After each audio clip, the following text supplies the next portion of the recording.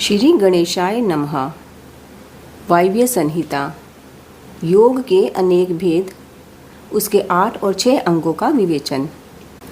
श्री कृष्ण ने कहा, भगवन, आपने ज्ञान, क्रिया और चर्या का संक्षिप्त सार उद्धृत करके मुझे सुनाया है। यह सब श्रुति के समान आदरणीय है और इसे मैंने ध्यानपूर्वक सुना है। अब मैं अधिकार, अंग, विधि और प्रायोजन सहित परम दुर्लभ योग का वर्णन सुनना चाहता हूँ। यदि योग आदि का अभ्यास करने से पहले ही मृत्यु हो जाए तो मनुष्य आत्मघाती होता है। अतः आप योग का ऐसा कोई साधन बताइए जिसे शीघ्र सिद्ध किया जा सके, जिससे कि मनुष्य को आत्मघाती ना होना पड़े। योग का वह अनुष्ठान, उसका कारण, उसके लिए उपयुक्त समय, साधन तथा उसके भेदों का तारतम्य क्या है। उपमन्यु बोले, श्री कृष्ण, तुम सब प्रश्नों के तारतम्य के ज्ञाता हो। तुम्हारा यह प्रश्न बहुत ही उचित है, इसलिए मैं इन सब बातों पर क्रमशः प्रकाश डालूंगा। तुम एकाग्रचित होकर सुनो। जिसकी दूसरी वृत्तियों का निरोध हो गया है, ऐसे चित्त की भगवान शिव में जो निश्चल वृत्ति है, उसी को संक्षेप से योग कहा गया है। यह योग 5 प्रकार का है: मंत्र योग, स्पर्श योग, भाव योग, अभाव योग और महायोग। मंत्र जप के अभ्यासवश मंत्र के वाच्यार्थ में स्थित हुई विषय रहित जो मन की वृत्ति है, उसका नाम मंत्र योग है। मन की वही वृत्ति जब प्राणायाम को प्राधान्यता दे तो उसका नाम स्पर्श योग होता है। वही स्पर्श योग जब मंत्र के स्पर्श से रहित हो तो भाव योग कहलाता है, जिससे संपूर्ण विश्व के रूप मात्र का अवयव विलीन तिरोहित हो जाता है। उसे अभाव योग कहा जाता है, क्योंकि उस समय सदस्तु का भी भान नहीं होता। जिससे एकमात्र उपाधि शून्य शिव स्वभाव का चिंतन किया जाता है और मन की वृत्ति शिवमय हो जाती है, उसे महायोग कहते हैं। देखे और सुने गए लौकिक और पारलौकिक विषयों की ओर से जिसका मन विरक्त हो गया हो, उसी का योग में अधिकार है, दूसरे किसी का नहीं है। लौकिक और पारलौकिक दोनों विषयों के दोषों का और ईश्वर के गुणों का सदा ही दर्शन करने से मन विरक्त होता है। प्रायः सभी योग 8 या 6 अंगों से युक्त होते हैं: यम, नियम, स्वस्तिक आदि आसन, प्राणायाम, प्रत्याहार, धारणा, ध्यान और समाधि। ये विद्वानों ने योग के 8 अंग बताए हैं। आसन, प्राणायाम, प्रत्याहार, धारणा, ध्यान और समाधि, ये थोड़े में योग के 6 लक्षण हैं। शिव शास्त्र में इनके पृथक पृथक लक्षण बताए गए हैं। अन्य शिवागमों में, विशेषतः कामिक आदि में, योग शास्त्रों में और किन्हीं किन्हीं पुराणों में भी इनके लक्षणों का वर्णन है। अहिंसा, सत्य, अस्तेय, ब्रह्मचर्य और अपरिग्रह, इन्हें सत्पुरुषों ने यम कहा है। और इस प्रकार यम 5 अवयवों के योग से युक्त है। शौच, संतोष, तप, जप, स्वाध्याय और प्रणिधान, इन 5 भेदों से युक्त दूसरे योगांग को नियम कहा गया है। तात्पर्य यह है कि नियम अपने अंशों के भेद से 5 प्रकार का है। आसन के 8 भेद कहे गए हैं: स्वस्तिकासन, पद्मासन, अर्धचंद्रासन, वीरासन, योगासन, पसाधितासन, प्रकासन और अपनी रुचि के अनुसार आसन। अपने शरीर में प्रकट हुई जो वायु है, उसको प्राण कहते हैं। उसे रोकना ही उसका आयाम है। उस प्राणायाम के 3 भेद कहे गए हैं: रेचक, पूरक और कुंभक। नासिका के एक छिद्र को दबाकर या बंद करके दूसरे से उदर स्थित वायु को बाहर निकाले, इस क्रिया को रेचक कहा गया है। फिर दूसरे नासिका छिद्र के द्वारा ब्रह्म वायु से शरीर को धोखने की भांति भर ले, इसमें वायु के पूरण की क्रिया होने के कारण इसे पूरक कहा गया है। जब साधक भीतर की वायु को ना तो छोड़ता है और ना बाहर की वायु को ग्रहण करता है, केवल भरे हुए घड़े की भांति अविचल भाव से स्थित रहता है, तब उस प्राणायाम को कुंभक नाम दिया जाता है।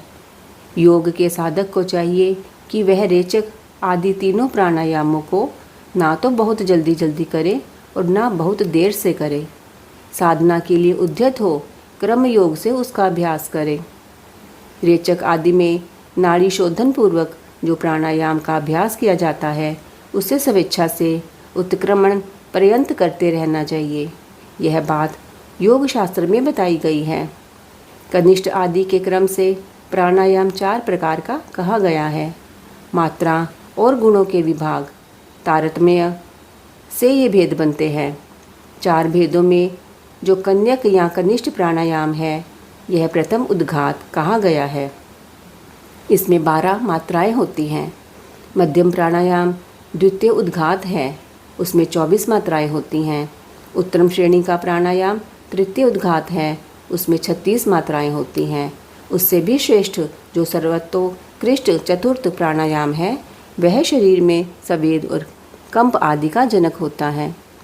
योगी के अंदर आनंद जनित रोमांच, नेत्रों से अश्रुपात, जल्प, भ्रांति और मूर्छा आदि भाव प्रकट होते हैं। घुटने के चारों ओर प्रदक्षिण क्रम से ना बहुत जल्दी और ना बहुत धीरे धीरे चुटकी बजाएं। घुटने की एक परिक्रमा में जितनी देर तक चुटकी बजती है, उस समय का मान 1 मात्रा है। मात्राओं को क्रमशः जानना चाहिए। उद्घात क्रम योग से नाड़ी शोधन पूर्वक प्राणायाम करना चाहिए। प्राणायाम के 2 भेद बताए गए हैं, अगर्भ और सगर्भ। जप और ध्यान के बिना किया गया प्राणायाम अगर्भ कहलाता है और जप तथा ध्यान के सहयोग पूर्वक किए जाने वाले प्राणायाम को सगर्भ कहते हैं। अगर्भ से सगर्भ प्राणायाम 100 गुना अधिक उत्तम है, इसलिए योगीजन प्रायः सगर्भ प्राणायाम किया करते हैं। प्राण विजय से ही शरीर की वायुओं पर विजय पाई जाती है। प्राण, अपान, समान, उदान, व्यान, नाग, कूर्म, कृकल, देवदत्त और धनंजय, ये 10 प्राण वायु है।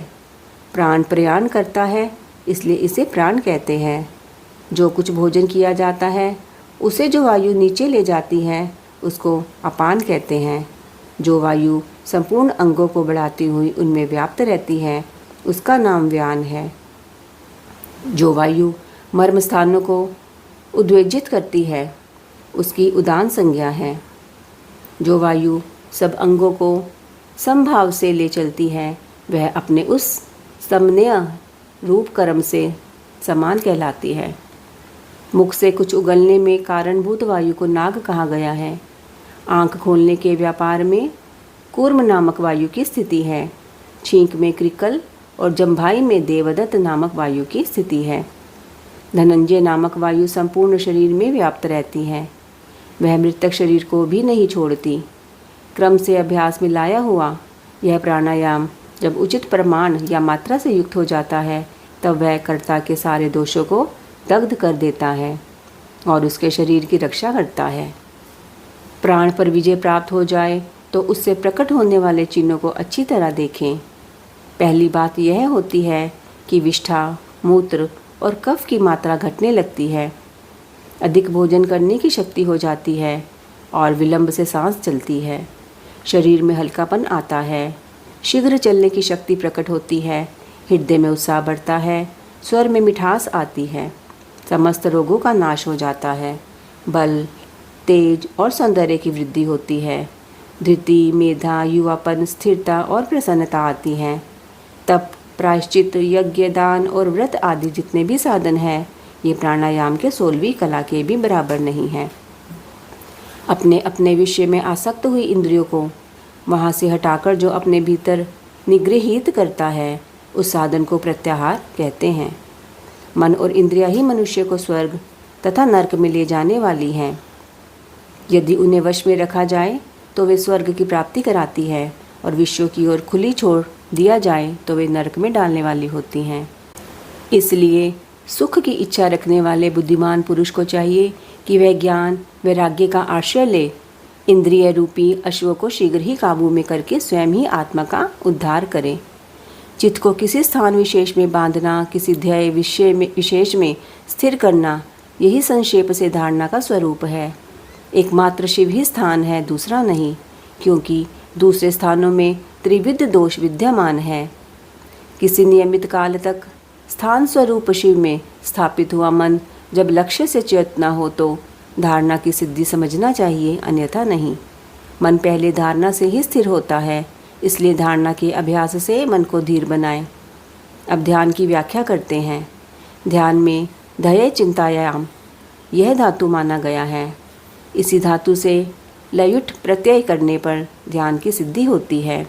अतः विषय पर रहित चित्त से जो शिव का बारंबार चिंतन करता है उसी का नाम ध्यान है। ध्येय में स्थित हुए चित्त की जो ध्येयाकार वृत्ति होती है और बीच में दूसरी वृत्ति अंतर नहीं डालती, उस ध्येयाकार वृत्ति का प्रवाह रूप से बना रहना ध्यान कहलाता है। दूसरी सब वस्तुओं को छोड़कर केवल कल्याणकारी परमेश्वर देवेश्वर शिव का ही ध्यान करना चाहिए। वे ही सबके परम ध्येय हैं। यह अथर्ववेद की श्रुति का अंतिम निर्णय है। इसी प्रकार शिवा देवी भी परम ध्येय है। ये दोनों शिवा और शिव संपूर्ण भूतों में व्याप्त हैं। श्रुति स्मृति एवं शास्त्रों से यह सुना गया है कि शिवा और शिव सर्वव्यापक, सर्वदा उदित, सर्वज्ञ एवं नाना रूपों में निरंतर ध्यान करने योग्य हैं। इस ध्यान के दो प्रयोजन जानने चाहिए। पहला है मोक्ष और दूसरा प्रयोजन है अणिमा आदि सिद्धियों की उपलब्धि। ध्याता, ध्यान, ध्येय और ध्यान प्रयोजन, इन चारों को अच्छी तरह जानकर योगवेता पुरुष योग का अभ्यास करे।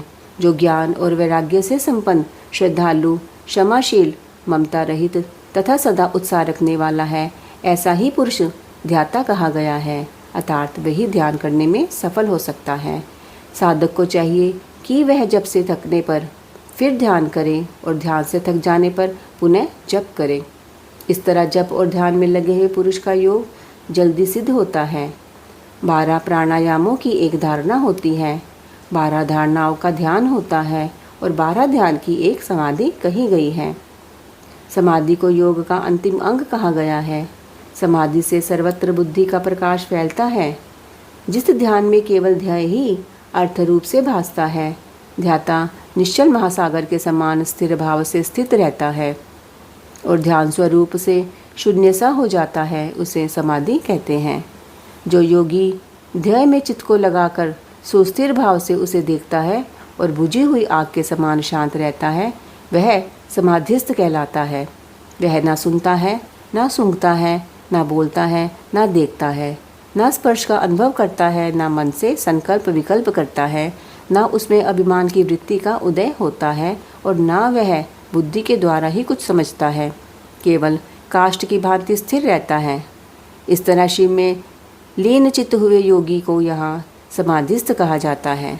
जैसे वायु रहित स्थान में रखा हुआ दीपक कभी हिलता नहीं है, निस्पंद बना रहता है, उसी तरह समाधिनिष्ठ शुद्ध चित्त योगी भी उस समाधि से कभी विचलित नहीं होता, सुस्थिर भाव से स्थिर रहता है। इस प्रकार उत्तम योग का अभ्यास करने वाले योगी के सारे अंतराय शीघ्र नष्ट हो जाते हैं और संपूर्ण विघ्न भी धीरे धीरे दूर हो जाते हैं। उपमन्यु कहते हैं, श्री कृष्ण आलस्य, तीक्ष्ण व्याधियाँ, प्रमाद, स्थान, संशय, अनवस्थित चित्तता, अश्रद्धा, भ्रांति, दर्शन, दुख, दौमनस्य और विषय लोलुपता, ये 10 योग साधना में लगे हुए पुरुषों के लिए योग मार्ग के विघ्न कहे गए हैं। योगियों के शरीर और चित्त में जो अलसत्ता का भाव आता है उसी को यहाँ आलस्य कहा गया है। वात, पित्त और कफ इन धातुओं की विषमता से जो दोष उत्पन्न होते हैं उन्हीं को व्याधि कहते हैं। कर्म दोष से इन व्याधियों की उत्पत्ति होती है। असावधानी के कारण योग के साधनों का ना हो पाना प्रमाद है। यह है या नहीं है, इस प्रकार उभय कोटि से आक्रांत हुए ज्ञान का नाम स्थान संशय है। मन का कहीं स्थिर न होना ही अनवस्थित चित्तता, चित्त की अस्थिरता है। योग मार्ग में भाव रहित अनुराग शून्य जो मन की वृत्ति है उसी को अश्रद्धा कहा गया है। विपरीत भावना से युक्त बुद्धि को भ्रांति कहते हैं। दुख कहते हैं कष्ट को। उसके 3 भेद हैं, आध्यात्मिक, आदि भौतिक और आदि दैविक। मनुष्यों के चित्त का जो अज्ञान जनित दुख है उसे आध्यात्मिक दुख समझना चाहिए। पूर्वकृत कर्मों के परिणाम से शरीर में जो रोग आदि उत्पन्न होते हैं उन्हें आदि भौतिक दुख कहा गया है। विद्युतपात, अस्त्र शस्त्र और विष आदि से जो कष्ट प्राप्त होता है उसे आदि दैविक दुख कहते हैं। इच्छा पर आघात पहुँचने से मन में जो क्षोभ होता है उसी का नाम दौर्मनस्य है। विचित्र विषयों में जो सुख का भ्रम है वही विषय लोलुपता है। योग परायण योगी के इन विघ्नों के शांत हो जाने पर जो दिव्य उपसर्ग विघ्न प्राप्त होते हैं वे सिद्धि के सूचक है। प्रतिभा, श्रवण, वार्ता, दर्शन, आस्वाद और वेदना, ये 6 प्रकार की सिद्धियां ही उपसर्ग कहलाती हैं, जो योग शक्ति के अपव्यय में कारण होती हैं। जो पदार्थ अत्यंत सूक्ष्म हो, किसी की ओट में हो, भूतकाल में रहा हो, बहुत दूर हो अथवा भविष्य में होने वाला हो, उसका ठीक ठीक प्रतिभास ज्ञान हो जाना प्रतिभा कहलाता है। सुनने का प्रयत्न न करने पर भी संपूर्ण शब्दों का सुनाई देना श्रवण कहा गया है।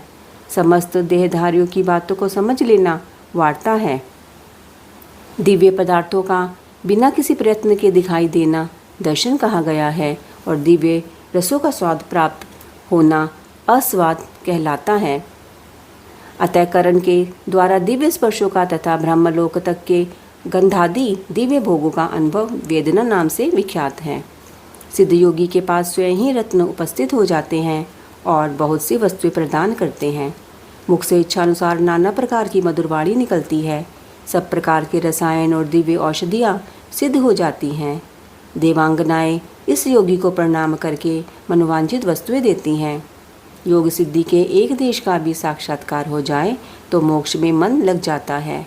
यह मैंने जैसे देखा या अनुभव किया है, उसी प्रकार मोक्ष भी हो सकता है। कृष्णता, स्थूलता, बाल्यावस्था, वृद्धावस्था, युवावस्था, नाना जाति का स्वरूप, पृथ्वी, जल, अग्नि और वायु, इन 4 तत्वों के शरीर को धारण करना, नित्य अपार्थिव एवं मनोहर गंध को ग्रहण करना, ये पार्थिव ऐश्वर्य के 8 गुण बताए गए हैं।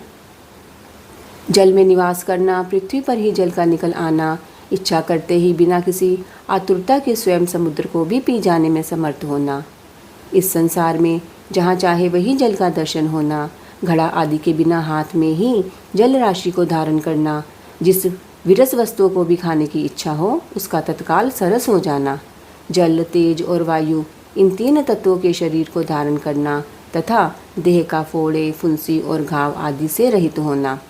पार्थिव ऐश्वर्य के 8 गुणों को मिलाकर ये 16 जलीय ऐश्वर्य के अद्भुत गुण हैं। शरीर से अग्नि को प्रकट करना, अग्नि के ताप से जलने का भय दूर हो जाना, यदि इच्छा हो तो बिना किसी प्रयत्न के इस जगत को जलाकर भस्म कर देने की शक्ति का होना, पानी के ऊपर अग्नि को स्थापित कर देना, हाथ में आग धारण करना, सृष्टि को जलाकर फिर उसे ज्यों का त्यों कर देने की क्षमता का होना, मुख में ही अन्न आदि को पचा लेना तथा तेज और वायु 2 ही तत्वों से शरीर को रच लेना, ये 8 गुण जलीय ऐश्वर्य के उपयुक्त 16 गुणों के साथ 24 होते हैं। ये 24 तेजस ऐश्वर्य के गुण कहे गए हैं।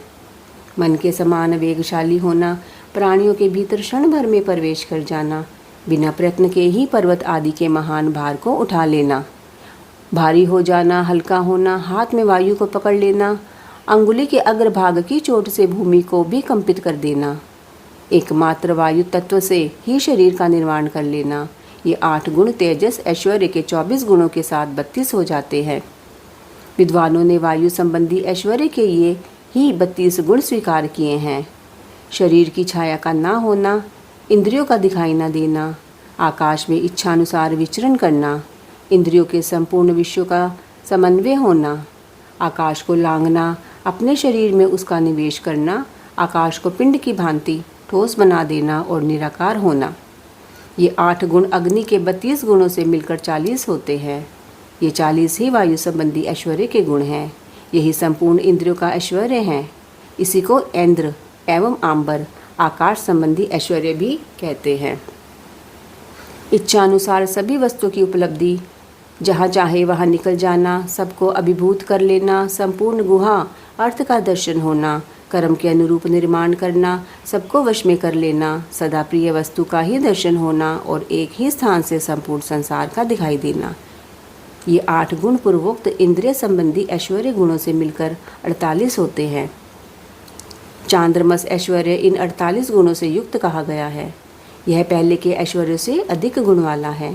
इसे मानस ऐश्वर्य भी कहते हैं। छेदना, पीटना, बांधना, खोलना, संसार के वश में रहने वाले समस्त प्राणियों को ग्रहण करना, सबको प्रसन्न रखना, पाना, मृत्यु को जीतना तथा काल पर विजय पाना, ये सब अहंकार संबंधी ऐश्वर्य के अंतर्गत है। अहंकारी ऐश्वर्य को ही प्राजापत्य भी कहते हैं। चांद्रमस ऐश्वर्य के गुणों के साथ इसके 8 गुण मिलाकर 56 होते हैं। महान अभिमानिक ऐश्वर्य के ये ही 56 गुण हैं। संकल्प मात्र से सृष्टि रचना करना, पालन करना, संहार करना, सबके ऊपर अपना अधिकार स्थापित करना, प्राणियों के चित्त को प्रेरित करना, सबसे अनुपम होना, इस जगत से पृथक नए संसार की रचना कर लेना तथा शुभ को अशुभ और अशुभ को शुभ कर देना, यह बौद्ध ऐश्वर्य है। प्राजापत्य ऐश्वर्य के गुणों को मिलाकर इसके 64 गुण होते हैं। इस बौद्ध ऐश्वर्य को ही ब्रह्म ऐश्वर्य भी कहते हैं। इससे उत्कृष्ट है गौण ऐश्वर्य, जिसे प्राकृत भी कहते हैं। उसी का नाम वैष्णव ऐश्वर्य है। तीनों लोकों का पालन उसी के अंतर्गत है। उस संपूर्ण वैष्णव पद को ना तो ब्रह्मा कह सकते हैं और ना दूसरे ही उसका पूर्णतः वर्णन कर सकते हैं। उसी को पौरुष पद भी कहते हैं। गौण और पौरुष पद से उत्कृष्ट गणपति पद है। उसी को ईश्वर पद भी कहते हैं। उस पद का किंचित ज्ञान श्री विष्णु को है, दूसरे लोग उसे नहीं जान सकते। ये सारी विज्ञान सिद्धियाँ औपसर्गिक है। इन्हें परम वैराग्य द्वारा प्रयत्नपूर्वक रोकना चाहिए। इन अशुद्ध प्रातिभासिक गुणों में जिसका चित्त आसक्त है, उसे संपूर्ण कामनाओं को पूर्ण करने वाला निर्भय परम ऐश्वर्य नहीं सिद्ध होता। इसलिए देवता, असुर और राजाओं के गुणों तथा भोगों को जो तृण के समान त्याग देता है, उसे ही उत्कृष्ट योग सिद्धि प्राप्त होती है। अथवा यदि जगत पर अनुग्रह करने की इच्छा हो तो वह योग सिद्धि मुनि इच्छानुसार विचरे। इस जीवन में गुणों और भोगों का उपभोग करके अंत में उसे मोक्ष की प्राप्ति होगी। अब मैं योग के प्रयोग का वर्णन करूँगा। एकाग्रचित होकर सुनो। शुभ काल हो, शुभ देश हो, भगवान शिव का क्षेत्र आदि हो, एकांत स्थान हो, जीव जंतु ना रहते हो, कोलाहल ना हो और किसी बाधा की संभावना ना हो, ऐसे स्थान में लिपि पुती सुंदर भूमि को गंध और धूप आदि से सुवासित करके वहाँ फूल भी घेर दें, चंदोवा आदि तान कर उसे विचित्र रीति से सजा दे तथा वहाँ कुश, पुष्प, समिधा, जल, फल और मूल की सुविधा हो। फिर वहाँ योग का अभ्यास करें। अग्नि के निकट, जल के समीप और सूखे पत्तों के ढेर पर योगाभ्यास नहीं करना चाहिए। जहाँ डांस और मच्छर भरे हों, सांप और हिंसक जंतुओं की अधिकता हो, दुष्ट पशु निवास करते हों, भय की संभावना हो तथा जो दुष्टों से घिरा हुआ हो, ऐसे स्थानों में भी योगाभ्यास नहीं करना चाहिए। शमशान में, चैत्य वृक्ष के नीचे, बाम्बी के निकट, जीर्ण शीर्ण घर में, चौराहे पर, नदी, नद और समुद्र के तट पर, गलियां, सड़क के बीच में, उजड़े हुए उद्यान में, गोष्ठ आदि में, अनिष्टकारी और निंदित स्थान में भी योगाभ्यास ना करें। जब शरीर में अजीर्ण का कष्ट हो, खट्टी डकार आती हो, विष्ठा और मूत्र से शरीर दूषित हो, सर्दी हुई हो या अतिसार रोग का प्रकोप हो, तो अधिक भोजन कर लिया गया हो या अधिक परिश्रम के कारण थकावट हुई हो, जब मनुष्य अत्यंत चिंता से व्याकुल हो, अधिक भूख प्यास सता रही हो तथा जब वह अपने गुरुजनों के कार्य आदि में लगा हुआ हो, उस अवस्था में भी उसे योगाभ्यास नहीं करना चाहिए। जिसके आहार विहार उचित एवं परिमित हो, जो कर्मों में यथा योग्य समुचित चेष्टा करता हो तथा जो उचित समय से सोता और जागता हो एवं सर्वथा आयासरहित हो, उसी को योगाभ्यास में तत्पर होना चाहिए। आसन मुलायम, सुंदर, विस्तृत, सब ओर से बराबर और पवित्र होना चाहिए। पद्मासन और स्वस्तिकासन आदि जो यौगिक आसन हैं, उन पर भी अभ्यास करना चाहिए। अपने आचार्य पर्यंत गुरुजनों की परंपरा को क्रमशः प्रणाम करके अपनी गर्दन, मस्तक और छाती को सीधी रखें। होठ और नेत्र अधिक सटे हुए ना हो, सिर कुछ कुछ ऊंचा हो, दांतों से दांतों का स्पर्श ना करें। दांतों के अग्रभाग में स्थित हुई जिह्वा को अविचल भाव से रखते हुए एड़ियों से दोनों अंडकोशों और प्रजननेन्द्रियों की रक्षा पूर्वक दोनों जांघों के ऊपर बिना किसी यत्न के अपने दोनों भुजाओं को रखें। फिर दाहिने हाथ के पृष्ठभाग को बाएं हाथ की हथेली पर रखकर धीरे से पीठ को ऊंची करें और छाती को आगे की ओर से सुस्थिर रखते हुए नासिका के अग्रभाग पर दृष्टि जमाएं। अन्य दिशाओं की ओर दृष्टिपात ना करें। प्राण का संचार रोककर पाषाण के समान निश्चल हो जाएं। अपने शरीर के भीतर मानस मंदिर में हृदय कमल के आसन पर पार्वती सहित भगवान शिव का चिंतन करके ध्यान यज्ञ के द्वारा उनका पूजन करें। मूलाधार चक्र में, नासिका के अग्रभाग में, नाभि में, कंठ में, तालु के दोनों छिद्रों में, बोहों के मध्य भाग में, द्वार देश में, ललाट में या मस्तक में शिव का चिंतन करें। शिव और शिव के लिए यथोचित रीति से उत्तम आसन की कल्पना करके वहाँ सावरण या निरावरण शिव का स्मरण करें। द्विदल, चतुर्दल, षड्दल, दशदल, द्वादश दल अथवा षोडश दल कमल के आसन पर विराजमान शिव का विधिवत स्मरण करना चाहिए। दोनों बोहों के मध्य भाग में द्विदल कमल है जो विद्युत के समान प्रकाशमान है। भ्रूमध्य में स्थित जो कमल है उसके क्रमशः दक्षिण और उत्तर भाग में 2 पत्ते हैं जो विद्युत के समान दीप्तिमान है। उनमें 2 अंतिम वर्ण ह और श अंकित हैं।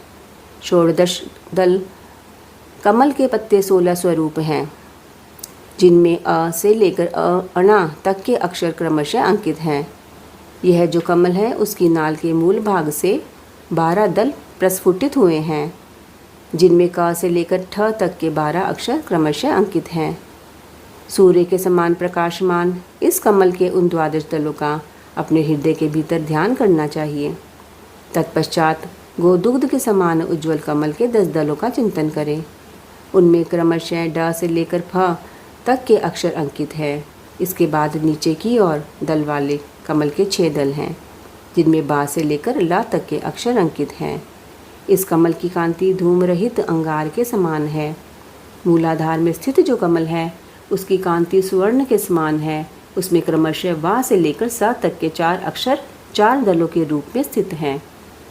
इन कमलों में से जिसमें ही अपना मन रमे उसी में महादेव और महादेवी का अपनी धीर बुद्धि से चिंतन करें। उनका स्वरूप अंगूठे के बराबर निर्मल और सब ओर से दीप्तिमान है, अथवा वह शुद्ध दीप शिखा के समान आकार वाला है और अपनी शक्ति से पूर्णता मंडित है, अथवा चंद्रलेखा या तारा के समान रूप वाला है, अथवा वह निवार के सींग या कमल नाल से निकलने वाले सूत के समान है।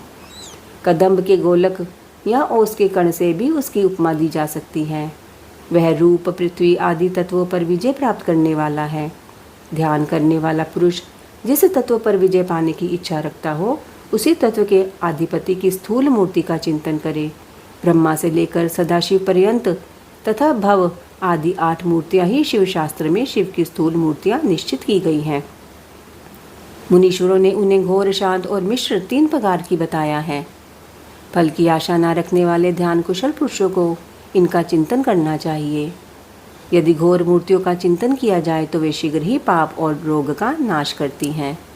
मिश्र मूर्तियों में शिव का चिंतन करने पर चिरकाल में सिद्धि प्राप्त होती है और सौम्य मूर्ति में शिव का ध्यान किया जाए तो सिद्धि प्राप्त होने में ना तो अधिक शीघ्रता होती है और ना अधिक विलंब ही। सौम्य मूर्ति में ध्यान करने से विशेषतः मूर्ति शांति एवं शुद्ध बुद्धि प्राप्त होती है। क्रमशः सभी सिद्धियां प्राप्त होती हैं, इसमें संशय नहीं है। ओम नमो शिवाय।